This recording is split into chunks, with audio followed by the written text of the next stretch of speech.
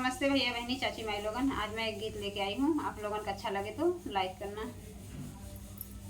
फिरतिया काहे न लगवले देखल जिया रहलो न जाए। फिरतिया काहे न लगवले देखल जिया रहलो न जाए।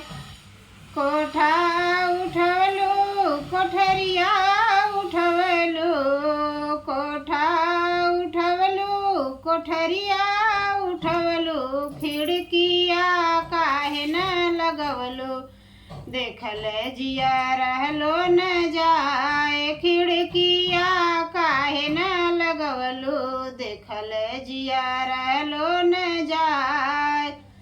फिरतिया काहे न लगवलो देखल जिया रहलो न जाए। फिरतिया काहे न लगवलो देखल जिया रहलो न जाए। बागा लगवलो बगीचा लगवलो, बागा लगवलो बगीचा लगवलो, नारंगिया काहे न लगवलो तोड़ल जिया रहलो न जाए। नारंगिया काहे न लगवलो तोड़ल जिया रहलो न जाए।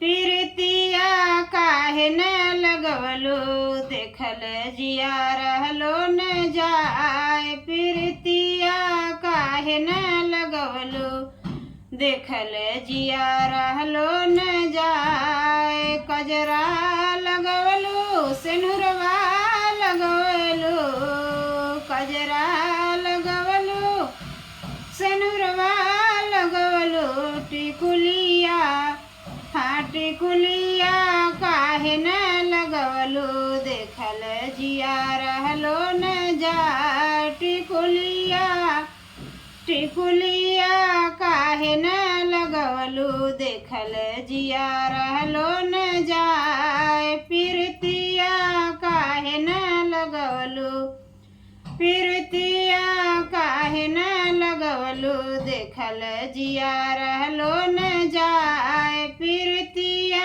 काहे न लगवलो देखल जिया रहलो न जाए। सेजा लगवलो सजरिया लगवलो, सेजा लगवलो सजरिया लगवलो, तकियावा हाँ तकियावा काहे न लगवलो सुतल जिया रहलो न जाए। तकियावा काहे न लगवलो सुतल जिया रहलो न जाए। तकियावा काहे न लगवलो सुतल जिया रहलो न जाए।